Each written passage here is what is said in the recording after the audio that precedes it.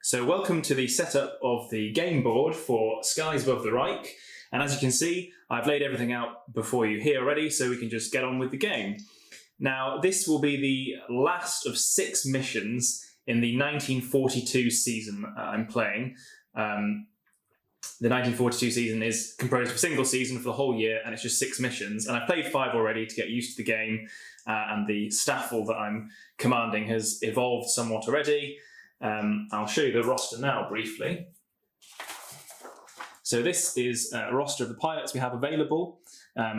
As you might also be able to see just above and to the left of the roster on the fate box chart, we have got one pilot wounded who was shot down by escorts, I think, and his plane had a fuel explosion. Other than that, everybody is available for tasking for this mission, and we had one pilot over the course of the last 5 missions who's also become an expert, a veteran pilot, and that was Schmidt down at the bottom. Through a combination of participating in missions, he actually managed to shoot down an escorting Spitfire on one occasion, and also managed to force down one of the B-17s in another. And so he then gained the timing skill, which is useful. Apart from that, we've had some eventful back and forth with the pilots. This is the second map, so this is the back of one of the map sheets. For the 1942 season, most of the missions, as you would see at the top there, there's the missions that have been played on the reverse of this, which is map 1, A and B, which are 2 smaller formations for 1942, to show the fact that the USAF was busy evolving its tactics and formations at the time. There's only been one other occasion on which we played on this map, which is map 2, with a bigger formation consisting of 4 elements of 3 B-17s. And that was an inbound mission with 4 fighters. What you'll see set up before you here, apart from being formation map 2, I've already rolled for all the necessary things to set the mission up so that I can just get going with the game. So it's 1942, it's mission number 6 in the season, and map 2, as I've already described. This is an outbound formation of B-17s. They've already struck the target, and I rolled 6 operation points, which, it being 1942, you don't have many options, just means that I'll have to choose 6 of my pilots to participate in defending against the raid. And that bit I haven't done yet, although you can see in the top left my stack of pilots ready to choose from for the mission. I've already rolled the other details for the mission, so we've got 1 tactical point available. With 6 operation points, we'll be able to choose 6 of our pilots to participate, with the exception of the one that's still wounded and out. The flight limit for the game is 12. That's the longest I've managed to roll up at any stage. There is a light fighter escort, which means there'll be 5 escort tokens of unknown numbers of aircraft composed of Spitfires, and they won't arrive until turn 6, because in an outbound mission, they arrive to shepherd the formation home. In terms of other details then on the board, if you can see some of these markers that are on the board already, that's the randomized damage that's been sustained by the formation, either through mechanical failure, probably flak, and potentially other fighter interception as well. In the top left of the map here, we rolled that the sun is currently at the 2 to 4 o'clock position on the flank at high altitude, and that this formation is also anchored level and low on the same flank as well, which is interesting because, of course, in this game, fighters cannot move through boxes where their B-17 prey are anchored on other formations of B-17s. However, the advantage that they might gain from this flank is they might be able to approach the formation out of the sun. And that is everything to set the game up ready to go, with the exception of picking the pilots, which I'll do now. So there we go, I've gone ahead and selected which 6 pilots will participate in this mission, 1 operation point each to participate, and they're down here. I've picked them from the sort of yellow and red stickers, just because actually that makes a convenient way of breaking them down into 2 flights of 3, as I'll discuss in a moment. But I've also picked them so that we're going to showcase 1 of each of the 4 expert skills that are available to them. So in this case, Richter has got the aim skill. So if he achieves a damage result on a bomber, he will be able to get 2 damage markers instead of 1. Zweigart has got the luck skill, which means he can ignore a hit at some point during the game. Dahl has got the break skill, or break anywhere, which means he can break away to any return box without suffering the effects of continuing fire after he attacks from the bomber formation. And then Bauer on the right-hand side here has got timing, which allows him to add damage to any attack result. So if he scores no damage, he can inflict damage. If he scores some damage, he can add some damage at some point during the mission. And that's 2 groups of 3. And I've broken them down to that visually so that that helps me keep track of them, but also because I'm going to try and pursue some kind of historical tactics in this game, in the sense that I'm going to try, if I can, to pull off head-on attacks using 3 fighters on various elements, or potentially if I've got 2 groups of 3, I could bring them up along the flanks and then have them come in groups from the flanks, either onto the nose or across the oblique positions of the bomber formation. I'm going to try and avoid the tail. My experience in previous games of this is that the escorts will get you if you hang around in the tail area. In fact, the first mission I played, of the, I think, 4 fighters that were available, 3 of them were driven off by escorts just out of bad luck on the cards and the rolls. Anyway, so having picked the 6 fighters, we'll go ahead and start the game with move number 1. So that is a very swift counter through the first part of turn 1. Not a huge amount usually happens on turn 1 unless there are escorts already there as well to introduce some other action. I realised that the obstruction over here of the formation being anchored at low and level at the 2 and 4 o'clock, and then the sun, well, fighters can only arrive into the low altitude boxes in the first place. So actually I can't arrive any fighters onto that flank. So what I've decided to do is, in their 2 groups of 3, one group has moved into the nose low in order to try and execute a head-on attack on the bomber formation as a group of 3. And then another group of 3 has moved into this low flank here. I'm undecided yet. I think probably to begin with, I'm going to have them attack at least part of the same element in conjunction with the group that's attacking from the nose, to get various advantages from attacking the formation from different directions, although oblique might not necessarily be as successful as attacking them from the nose.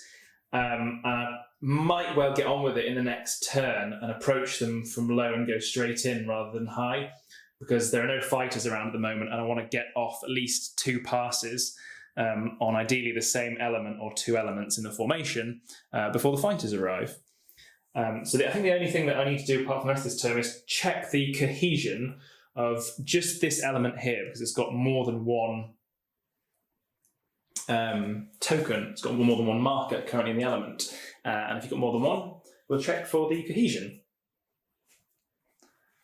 So that's 4, so it's fine. So with that, that is the end of a very quick turn 1. So we'll advance the turn marker onto turn 2 and decide if the fighters are going to go straight in on turn 2. So for turn 2, in the move phase, I decided to expend the 1 tactical point I've got available for the mission.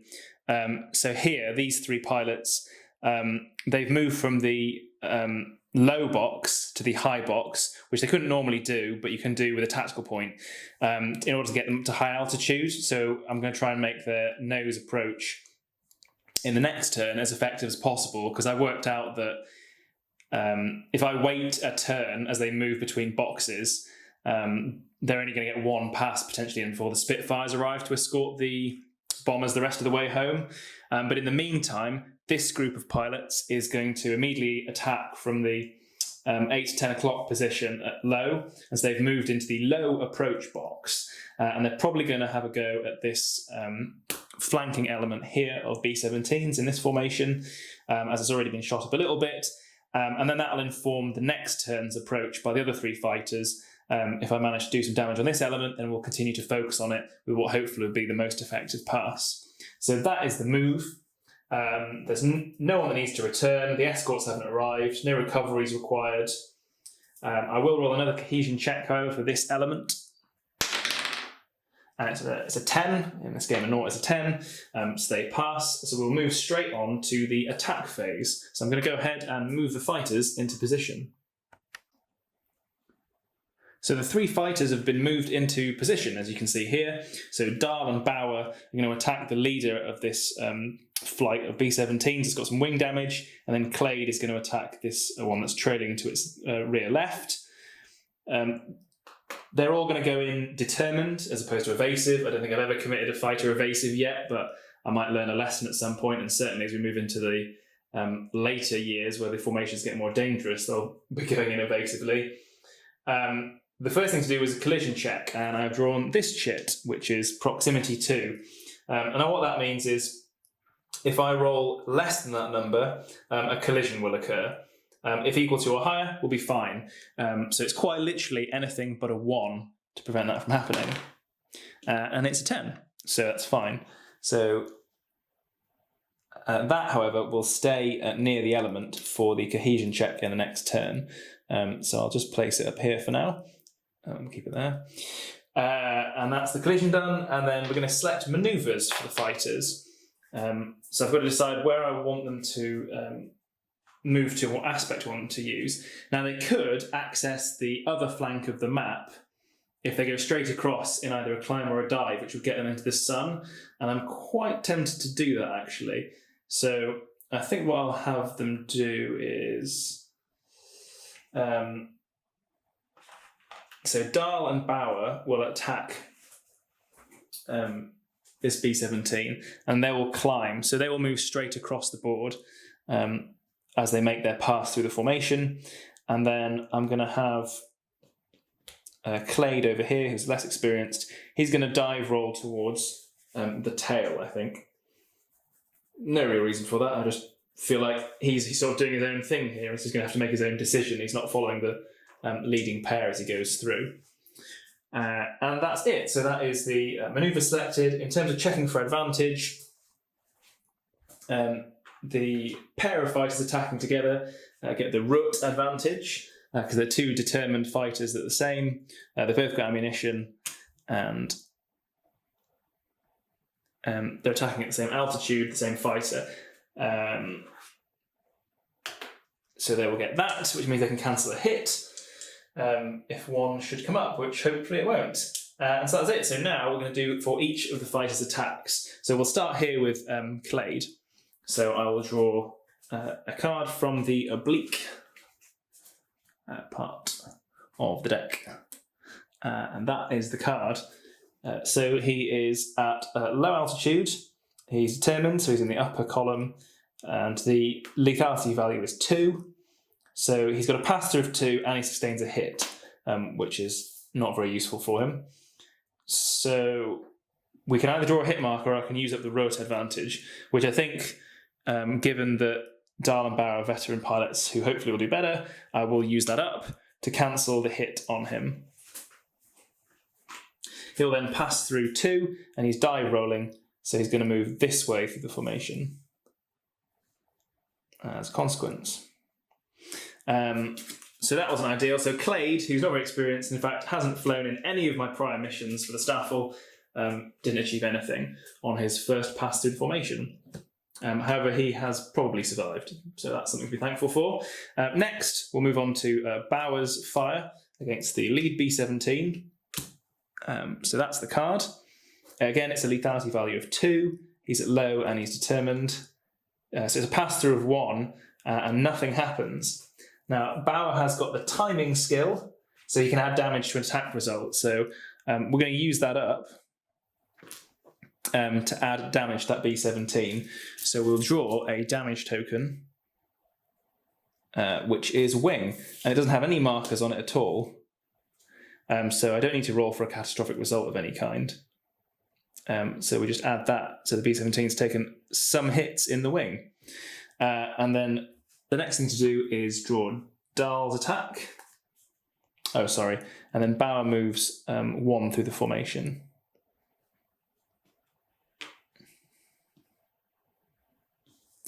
Thusly. Is Dahl's attack, and Dahl has break at the end of this if he needs it. Again, 2, low, but determined. So he has also scored a hit and a pass-through of 1. So I'll move him through. Take a skill with him for now. Draw another damage marker. And that comes up as fuselage. And that's another marker that doesn't have any catastrophic effects on it, but does add 3 more points of damage to the B-17. So it's now got 6 on it. So it's been fairly shot up from all directions.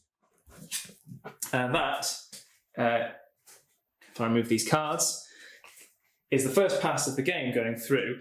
What we need to do now is the breakaway phase, and the fighters are going to suffer continuing fire prior to then breaking away. So first of all, we'll draw continuing fire for Clade. So the first thing we apply is the event. So if a green pilot, after resolving continuing fire, no, he's not a green pilot, although he hasn't got any particular skills at the moment or significant experience. He's in a lethality zone of 2, and he is determined as opposed to evasive. There's nothing in that square, so he then successfully breaks away with no more ill effect, and he will break away to the determined low box on that side of the map. Take away his manoeuvre marker. Then for Bauer, so Bauer is in a 3 lethality zone, so this is quite dangerous for them potentially. Lucky shot. If the pilot is expert and a bomber is in its space, that bomber is damaged. The fighter may not be low on ammo. Is in its space? I presume either of these bombers count as being in its space, so it could suffer damage. So we're going to draw another damage marker on the bomber that they just passed through. And it's engine 6. So equal to or higher, and this bomber will fall out of formation, otherwise it will just suffer the damage token. And it is equal to, so this lead bomber, as a consequence of the lucky shot, has now fallen out of formation. So we will take those damage markers, and I'm going to place them on the turn track because that bomber has just fallen out of formation. And then replace the bomber's location with a fallen marker. So that's quite a fortuitous event, and there are no more ill effects for Bauer, so he just climbs straight through to the high return box on the other side of the map. And then finally, continuing fire for Dahl. And Dahl is at lethality 3 determined, so Dahl is potentially going to take a hit there, although he does have the break skill, I've just remembered, so he can break anywhere to any return box with no continuing fire. But presumably I should have done that before drawing the card. Yeah, I should have done that before drawing the card, really, if I was going to do it. So I won't do it, because that doesn't seem fair, because I should have remembered it's there. So he's going to suffer some kind of hit as he goes speeding through the formation, and it's engine 9. And then he goes straight through the formation.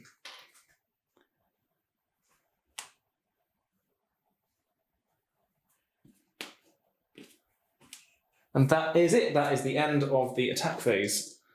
So I think that would be reasonably successful for the first pass coming from the flank like that, given that through a bit of extra luck from the card deck, the lead bomber in that formation has been knocked down and has been moved onto the turn track in case any of the fighters want to pursue it. So at the end of that turn, you can see that on the turn track over there, next to the mission turn marker, there's now a little symbol of a bomber trailing some smoke, and that is to indicate when that B-17 fell out of formation, because later on I might want to detach a fighter or two to try and chase it down.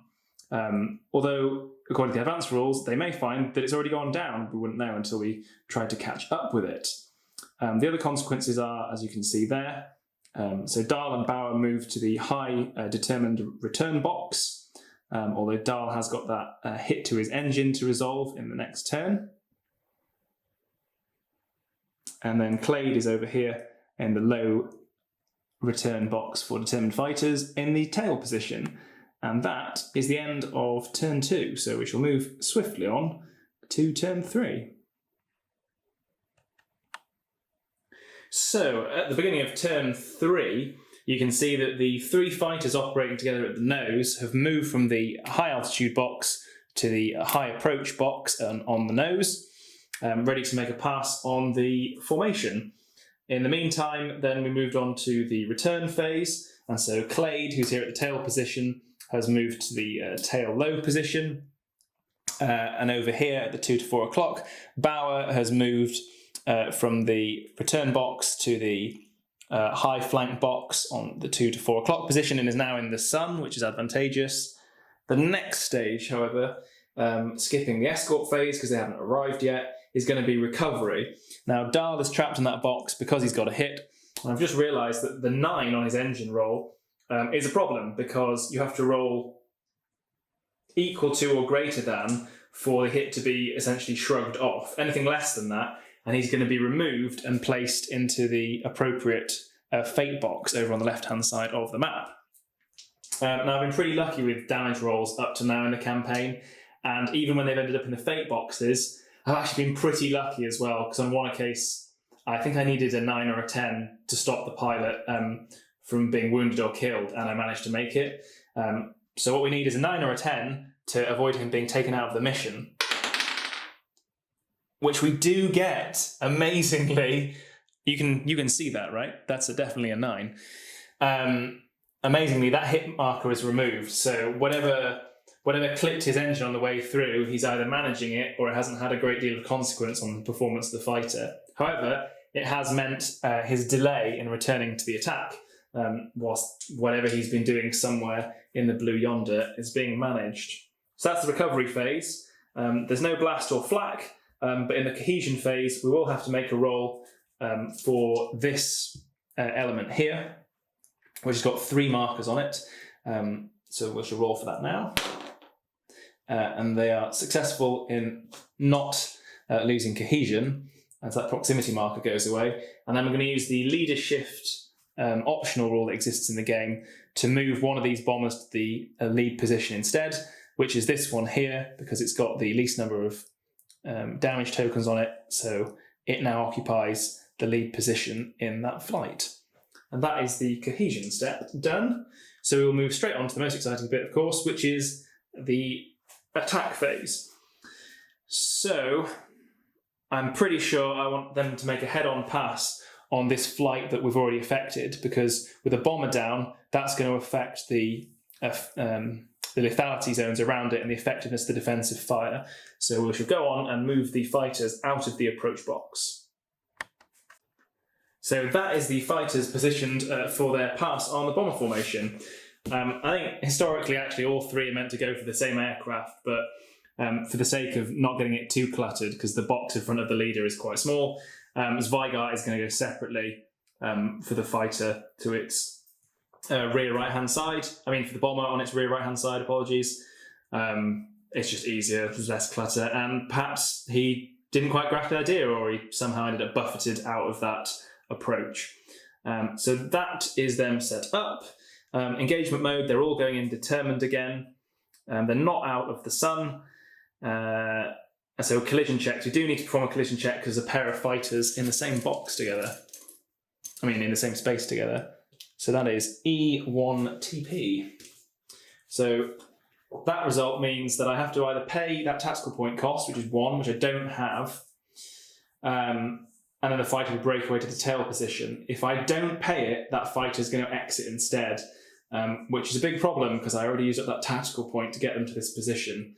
So I think I'm actually meant to assign it to one of the fighters beforehand. Ideally, I would prefer it was going to be on lose. And had I remembered that, I'd have probably assigned it to him because of the veteran skill. So considering I didn't use Dahl's one earlier, I'm going to give myself a little benefit here and say that I would have assigned it just in case to lose. So lose is forced to exit the map. In his attempt to approach with other fighters, he has flown off whilst avoiding a collision. So we'll take him off and just place him down here for now. However, that will remain for the cohesion check later on. So that's disappointing, but maybe that's why Zweigart had broken off to the left already, because they were getting in each other's way, trying to execute this three-pronged attack from the front. But that's the collision checks. In terms of manoeuvres, I think I'm going to have them try and continue using the sun position as much as possible. So Richter is going to climb, roll away to the 2 and 4 o'clock position. And then Zweigart will do the same because, sorry, that's a dive token. Zweigart's going to do the same because that makes sense to me. They're going to try and go to the most advantageous position to attack before any fighters turn up to protect the bombers. So that's manoeuvres. In terms of advantage, we now don't get the rut advantage here because one of the fighters is broken away, which is irritating.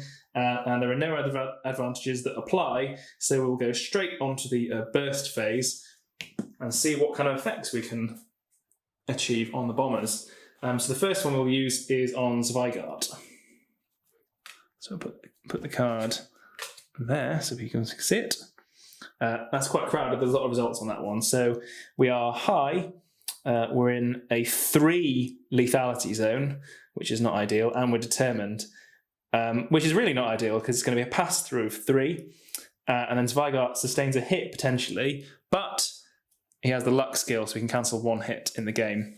So he's going to do that to avoid it, and then he passes through 3. So he is now over there. So not a great return from Zweigart as he moves away through the formation.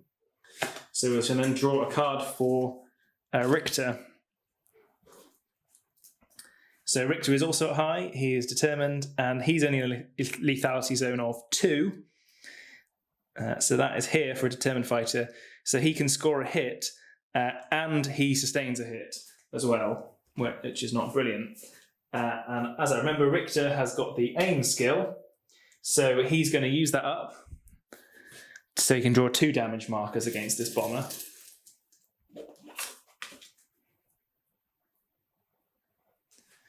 And the damage markers are wing, and then wing again. So we will roll to see if we can get a 10, which would be astoundingly lucky, to see if we can knock that bomber out of formation. Which it is not, it's a 3. So it doesn't achieve it, and so we just put the damage tokens on there.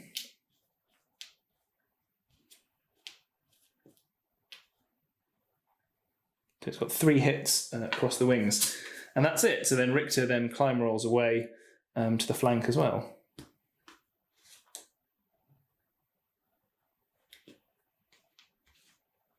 And that's it. So my vaunted head-on attack on this already damaged flight of B-17s was not very effective. So what we'll do now is move to continuing fire. But first, we'll just move up so you can see. So that is where the 2 fighters have ended up, Richter and Zweigart, as they've climb rolled away to the flank position. And so they're busy moving through now the lethal zones of other bombers in the wider formation. And it being a more dangerous formation, there's some quite high lethal values over there in the 3s. So we'll do continuing fire. First is for Zweigart. So this one first, slow climb. If climbing or climb rolling, break away to the tail position. Now in this game, the rules do say you apply the event text first, which, you know, as this is written, would suggest to me that thus Zweigart breaks away to the tail position. However, it has got these indicators on here that say, depending on their manoeuvre, it increases the lethality of the zone they're moving through, and that then applies to this check. Well, this event can't mean that they skip continuing fire, otherwise placing these 2 things on the same card would be redundant. And on some of the other continuing fire cards, it is more specific in that it's an immediate effect for some events. So I'm going to take it that he's going to be forced to break away to the tail position, and also he's going to suffer continuing fire at increased lethality. So in this case, for a climb roll, it's +1. So he's on a 4 at determined, so he takes a hit. And there's nothing I can do to avoid this because he already used up his luck skill. So there we go. So it's a 9 on the cockpit. That is a potentially quite nasty shot from a gunner he's received as he moved through the formation there. And instead he breaks away to the tail position, which is over there. So he's not managed to go the direction he wanted, and he's potentially had a 50 caliber round come through the canopy, which is going to spoil his day. But we don't know, because right now he's busy zipping off somewhere through the sky, and we'll find out in the next turn. And so the next continuing fire card is for Richter. And Richter's hard roll. If dive rolling, skip continuing fire. Well, he's not. He's climb rolling. He's in lethality zone 3, so he's also going to suffer a hit. So this isn't great. The flight that was meant to make the more damaging pass has actually achieved the least out of the two, and is getting shot up going through the formation. So that is elevator 7, so that's quite a high number as well. So I'm a little bit worried I could have 2 fighters taken out of the game to an unknown fate until later, which is not ideal. So he ends up climb rolling away to the flank position over there. So just to summarise the end of turn 3, so another pass was made through the bombers from the nose position here at high altitude. So I did it as historically as possible, had 3 fighters attack the same element, although I did split one off. And they even came in from high, so slightly above in front of the bomber to better judge the closing speed in an abstract way. I realise it's a board game. And they achieved very little apart from clipping a few rounds through the wing. And they barreled through the formation to climb roll away to the left. One of them broke off during the pass to avoid a collision and is clearly so shaken up has decided to go home, and that's Luz, who's down here. And then in the process of going through the formation, Zweigart has ended up in the tail high position in the return box and has got a pretty nasty hit potentially to the cockpit to resolve. And Richter, meanwhile, did end up in his desired end position, which is in the high flank position at the 2 to 4 o'clock. But he has had his elevator shot up at a value of 7. So we're going to have to hope for some high rolls as we move into turn 4. So that's turn 4. There are only 2 turns left now till the Spitfires arrive to assist the bomber formation on its way home. I've carried out the moves already. So in the tail low box, Clade moved to the tail approach box at low altitude. And then over here, Bauer has moved out of the 2 to 4 o'clock high box to the high oblique attack approach box for that flank. So I think they'll execute an attack on the same bomber to try and gain position advantage. Then in the return phase, Dahl over here has moved to the flank high box at the 2 to 4 o'clock. And now the bit that I'm least looking forward to, because there's no escort yet to roll for, is the recovery phase, because I've got a nasty feeling one or both these fighters is going to end up out of the game. So we shall roll for Zweigart first, using the red dice for the higher value, and that's him over here. And he's got a cockpit hit to a value of 9. And it's a 6, so he has failed, and he will be taken off. The hit marker is removed and placed in the cockpit fate box. And so right now, in terms of what's going on at high altitude and high speed, we don't know what's happened to him. He's been clipped, and he just hasn't returned to attack the formation. So something's happened to him. And then we shall roll the other dice for this hit on the elevator of Richter, needing a 7. Equal to or higher, and I've rolled that completely off the camera, but it's a 4, and so he has also failed. So he's been moved to the elevator fate box just here, and I will take off that hit marker. So the worst thing that could have happened, really, they achieved not very much at all. One of them decided to go home and restore his courage, and 2 of them have sustained fire whilst moving through the formation to break away. And we don't know what's happened to them yet. They've just disappeared into the blue void. Maybe they'll make it home, but we don't know. We'll find out afterwards. So that is the end of recovery. No blast and flak. There is a cohesion check to make for this element at the bottom here that keeps getting passed on. So 1, 2, 3, 4, 5 markers. So it's 9. So despite being harried by repeated passes, they still have not managed to lose their shape and have managed to stay aligned on each other, which is good for them because they'd be lowering their defensive effectiveness even further if they fell into a loose formation. So the next is to move to the attack phase, and I am going to go after that beleaguered element of B-17s one more time. So in setting up these fighters for their pass on this flight of bombers, I've realised that the fiendish interlocking zones of fire designed into the combat box mean that there's no real good way to approach them, because I want them both to attack the same bomber. If they attack this one, then Bauer ends up in a lethality zone 3, which is +1 for anyone attacking from high, which he is, so that's bad for him. If we'd have decided to attack this bomber with him in that box, he would have got 3, but it would have meant that Clade, attacking from the rear, would have suffered the same penalty, because the low box there is marked at a +1. So there wasn't really an easy way to go about it. So the best compromise I've come up with is we'll attack the most damaged bomber. Bauer will have to suffer that penalty, but Clade in this 4 box will at least get the benefit of the -1 from the fact that this aircraft has already been knocked down. That proximity marker should have gone.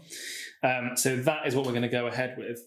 And yeah, we're just going to have to take the risk. There was no easy way to go about this. However, there's no collision check because none of the fighters are occupying the same space. They will both attack. They're both attacking determined at the moment, and they're in high lethality zones. I think because we've already had so many fighters shot up, for the first time, they're going to attack defensively.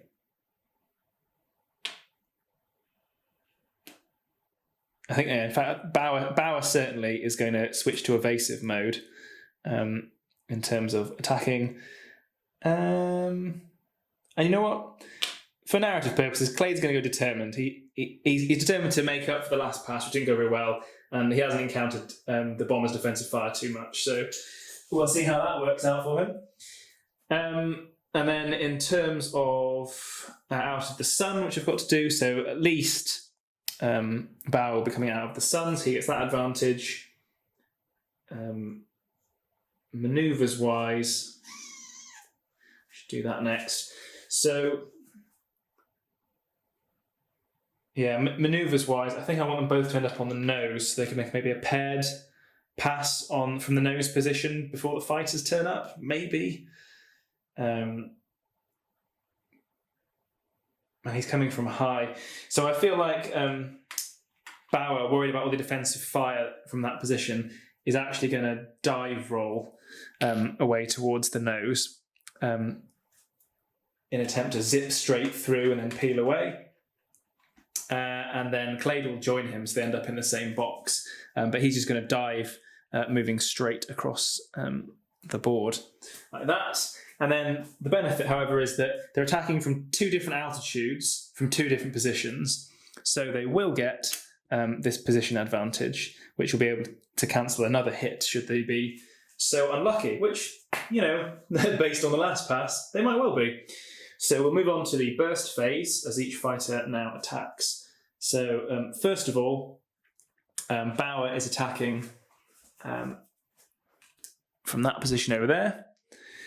So he is attacking from high, oblique. He's in a 4 lethality zone, and he's evasive. And so it turns out it was a good choice, because had he been determined, he would have suffered the hit. Because he's evasive, he's managed to score a hit on the B-17, which is lucky. And then he's ended up with 2 as his pass-through move. So we'll pick out that damage. So the damage is 10 on the fuselage, so we're going to need a 10 for that bomber to fall out of formation. I'll roll it on the camera this time. And it's a 1, which doesn't help. So instead, it just adds to the hit to the fuselage. So it's now got a grand total of 4 hits there. I'll just stack them up because that's easier. So he managed to score some hits despite being evasive, and then he moves away 2 spaces and did not have to use his out of the sun advantage, which is good. And then Clade, who's trying to make amends for his not very effective pass the first time round, is committing an attack from the tail. And so he is, I don't know, in for it potentially. I don't think I've mounted any attacks from the tail in the campaign up till now. So there's the card. So he's in lethality zone 4. He's attacking low altitude, and he just gets a hit. And he doesn't pass through at all because he's at the tail, so he's just slowly coming up behind them and trying to shoot them up. And that's it, despite the fact he's determined. So we'll use the position advantage to cancel that hit so nothing happens to him. And then he remains in that position because there was no pass-through movement indicated, because he's not zipping through the formation head-on or across it. So he didn't achieve very much, but at least he didn't also get shot. But they have not succeeded in knocking that bomber down, which was the thing that I most needed them to achieve. So what we'll do now is resolve the continuing fire on them. So first of all, Bauer's continuing fire for this aircraft here. So bounced after continuing fire if diving or dive rolling, which he is, but there's no escort, so that does not apply. He's in a lethality zone of 2 with no modifiers. And he's evasive, so he doesn't sustain any hits, so he doesn't need to use up his out of the sun marker either. So he successfully does not get shot up at exiting the map. Well, sorry, not exiting the map, in breaking away. And then for Clade, after his not so spectacular tail attack, it's also a bounced result, but nothing happens. He's still in lethality zone 4 down to 3 because of the fallen bomber. And he's determined, so the fact that bomber's not there is good for him, because otherwise he would have taken a hit. So nothing happens to him either, and he just moves down underneath the formation away to the nose. So not very spectacular results from that attack either. So this is the situation for the mission at the end of turn 4. So we've only got 3 fighters available in play, with Luz having avoided collision and gone home, and both Richter and Zweigart in an unknown condition at this stage. Dahl is currently in the sun, deciding whether or not to make another pass by himself on the bomber formation. And here, Clade and Bauer both successfully survived, but it's going to take a little bit extra time because Bauer is evasive for him to recycle for another attack on the formation. So there's some decisions for the Messerschmitts to make before the escorts arrive as we move into turn 5. So this is the result of German decisions for turn 5. So in the move phase, Dahl, who is in the flank high position on this side of the board over here, has been moved over to the turn track. As you'll be able to see, he is now on the turn track there because he has been dispatched to try and see if he can hunt down and intercept that bomber that was knocked out of the formation earlier and see if he can make sure that it is shot down. However, that means there are no German aircraft in a position to achieve anything against the formation this turn because currently Clade and Bauer are busy recovering from their previous pass. Bauer won't be available for another turn or 2, and Clade is only just moved into the low altitude box. So they can't achieve anything else this turn. The escort hasn't arrived. There's no recovery. Fortunately, nobody got shot up on the way through. So the only thing we need to do is roll a cohesion check for this beleaguered flight of B-17s again. And it has 5 tokens on it, or 5 markers on it. And I did roll a 1, so clearly perhaps the confusion and the repeated hits on that bomber have taken their toll, because this flight, or this element of bombers, has now fallen into loose formation and is struggling to keep their effective fields of fire together. There's no attack phase, so we shall just move straight on into turn 6. So, turn 6. So just prior to the escorts arriving, so Clade chose not to move out of the nose low box over here, as he was waiting for Bauer to catch up, because then in the return phase, Bauer moved out of the return box to join him. And and then they are either going to make an approach from the low or maybe sneak to the level. But I want to see where the escorts fall out, because knowing my luck, if I move them to the level box, the next place the escorts are going to move to in searching for the BF-109s is probably the nose level box, which would be not ideal because it could end up with a BF-109 getting shot down, which is not what the Staffel needs. So with that in mind, we'll now roll for the escorts. So we've got a light escort, which means that you have 5 tokens of Spitfires here with an unknown number of actual aircraft under each token. And I'm now going to roll to see where they shake out to now that they've met the bomber formation. So that is a 7. So according to the chart, which is just here, light 7. So 2 have gone to the forward position. So I'll put 2 tokens in there. And 3 have gone to the below trailing position. So 3 tokens into there. So that's kind of what I was worried about, because I can just see next turn them moving from their escort stations to a closer position at the nose, and then I'm going to get intercepted, which is not ideal. So there's no recovery.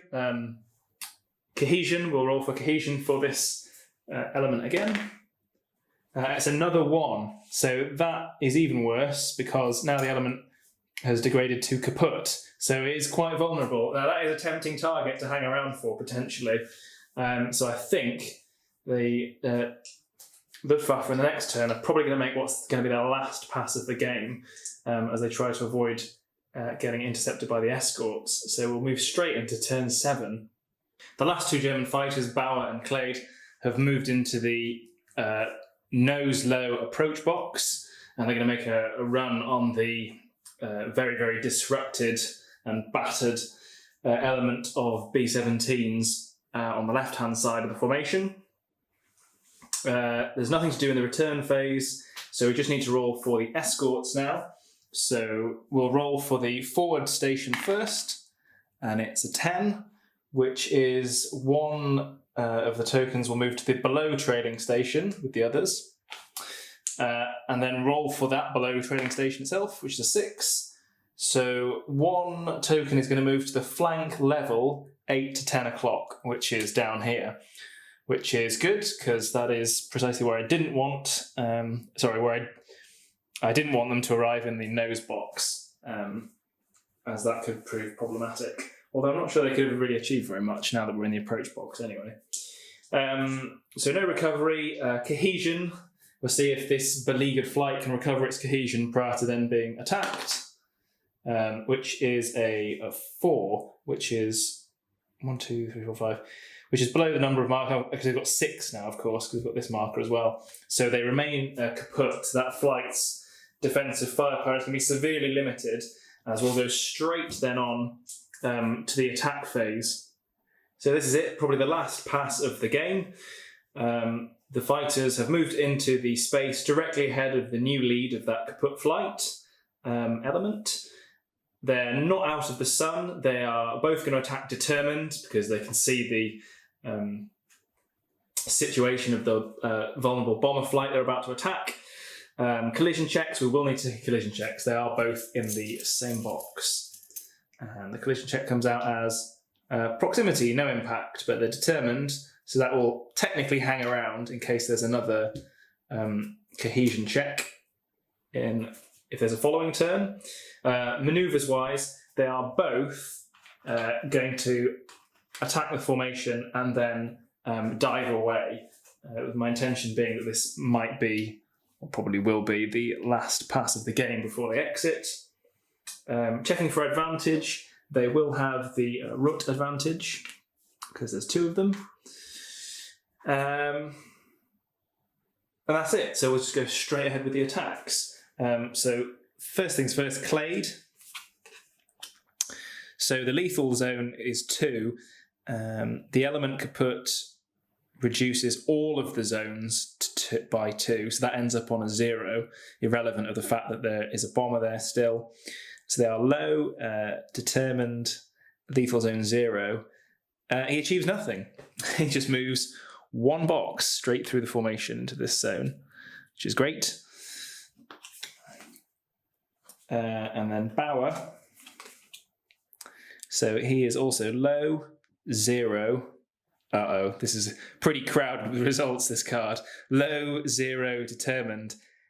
2 hits he suffers and only inflicts 1 damage in return. That is less than ideal. So we'll use up the Rot advantage token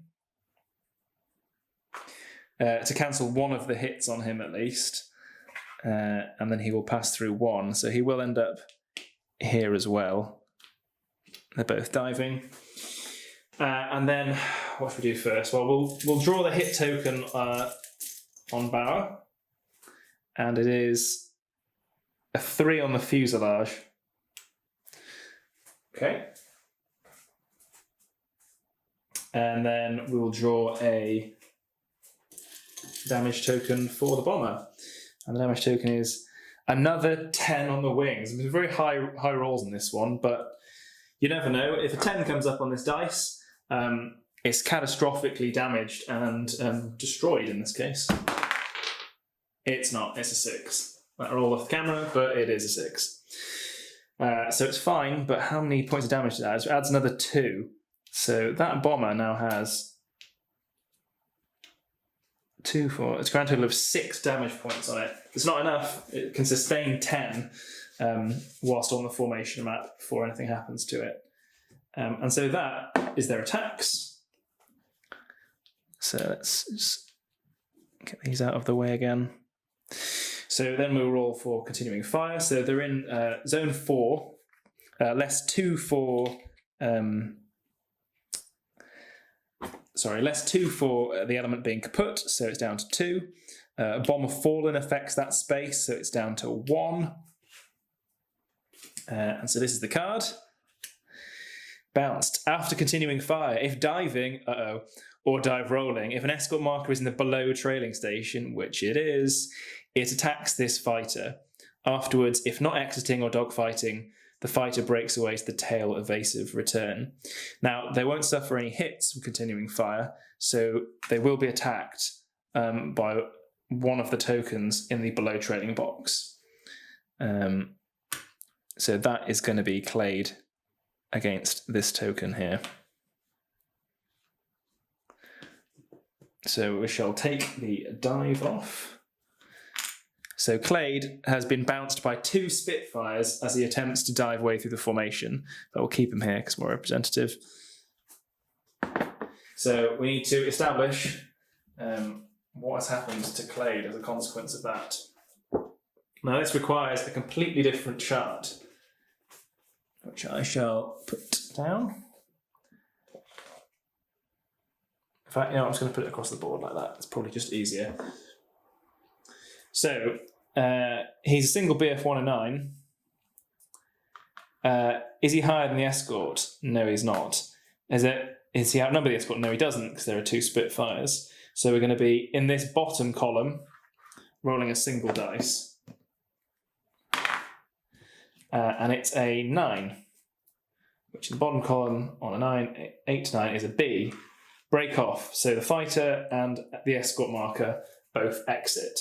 So that actually isn't a terrible result. So just remove that. So the 2 Spitfires disappear off, and Clade disappears off as well, having been breaking for home under pressure from a couple of Spitfires. Not the worst result in the world, so now all we've got to do is hope that Bauer can make it out without being shot up anymore by the gunners. Bounced. He's also been bounced. There's been a lot of cards with that result come out. So now he's been bounced by some Spitfires who've clearly seen the distress that this element's in and come rushing down. So he's now been engaged in his turn by 4 Spitfires in total, which is not great. So to roll on the same chart, it's going to end up being the same column, even though there are 4 Spitfires this time. So we're rolling on the bottom of this column here. And it's an 8, which is the same column, I think. Yeah, it is. So fighters and 1 escort marker break off. And so he disappears as well.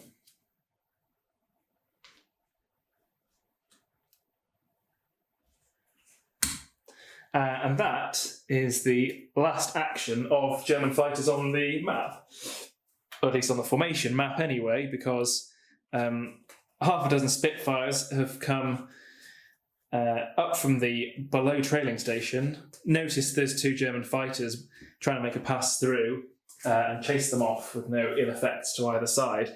And that is the end of turn 7, but not quite the end of the game.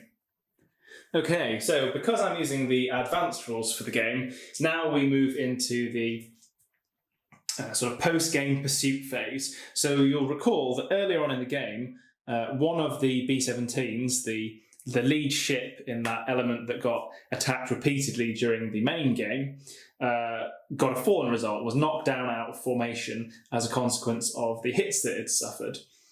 That departed the board on turn 2. And then I sent Dahl off on turn 5 to see if he could intercept and hunt it down. So the process for that is it's the number of spaces between the 2 turn boxes they exited on, which in this case, there are only 2 boxes between their positions. So in order to intercept, I need to roll equal to or higher than 2. So anything but a 1, and Dahl will have successfully trailed this bomber, found it, and may be able to attack it.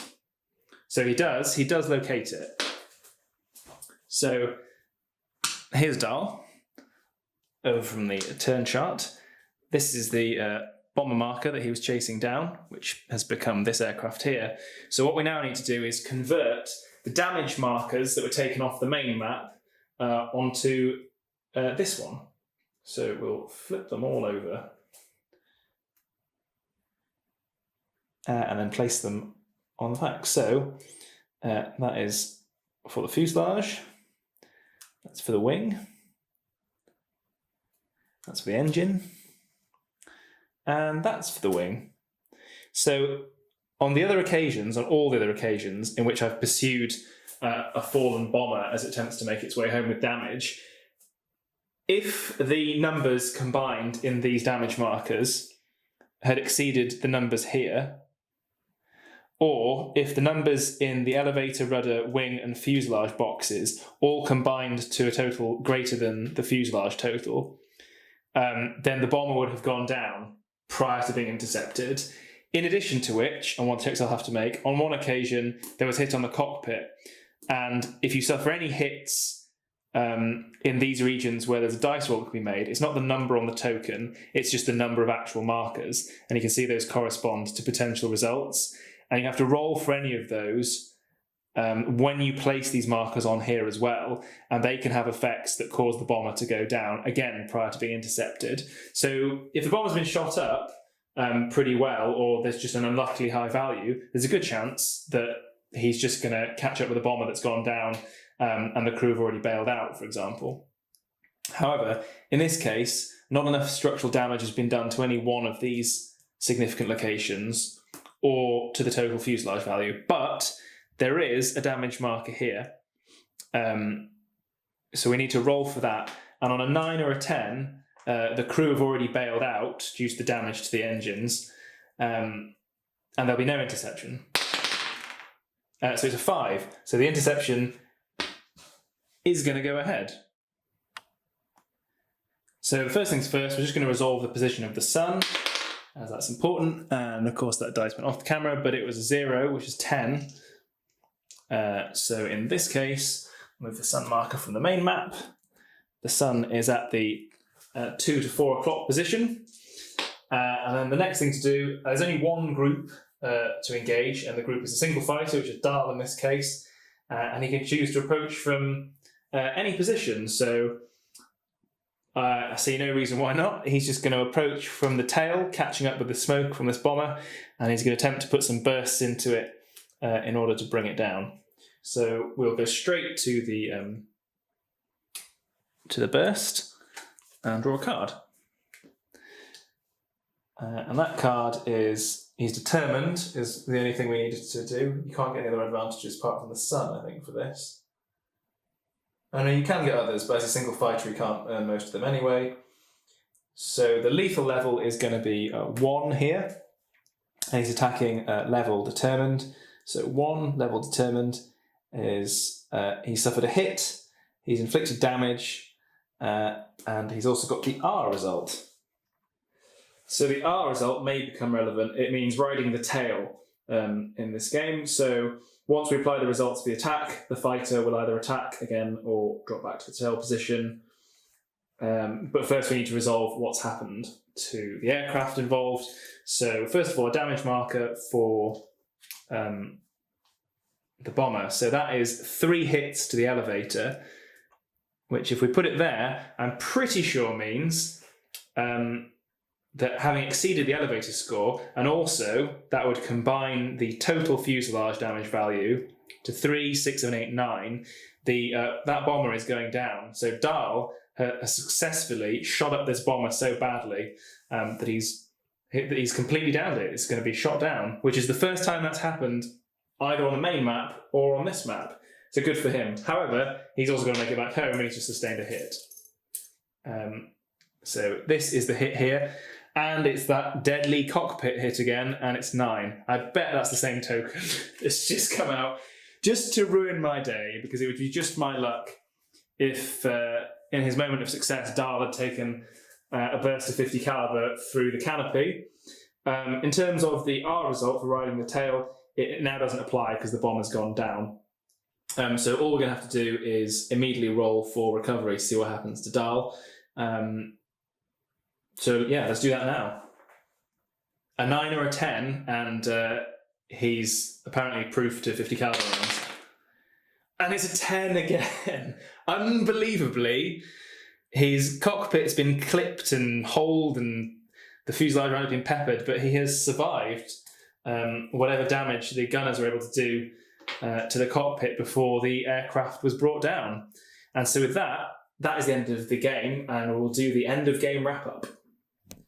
So here we are in the post-game wrap-up phase. Now, it should be fairly straightforward for at least a couple of these pilots here. So Luz gets an experience point because he successfully landed and completed the mission, although he didn't achieve anything.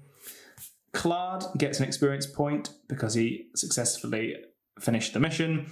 Dahl not only finished the mission, for one, he becomes the first pilot we've got to fully destroy a bomber, although he didn't knock it down himself.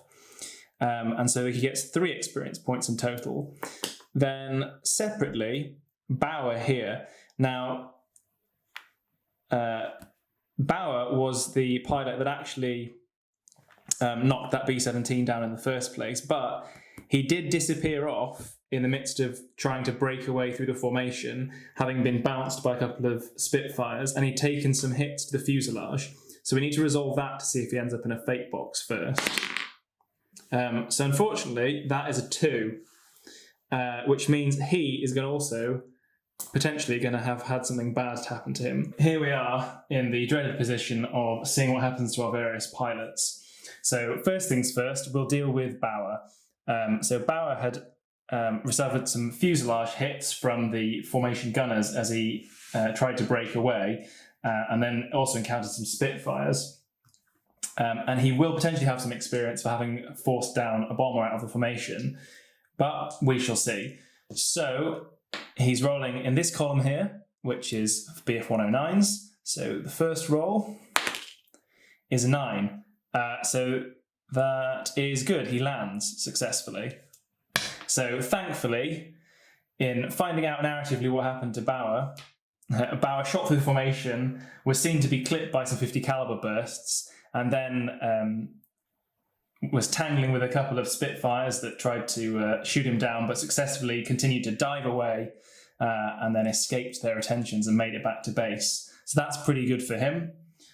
So he will get 2 experience points, 1 for completing the mission, and 1 for knocking down the bomber, which actually will grant him another expert skill because he's reached 5 points because he was already one of the veteran pilots in the squadron.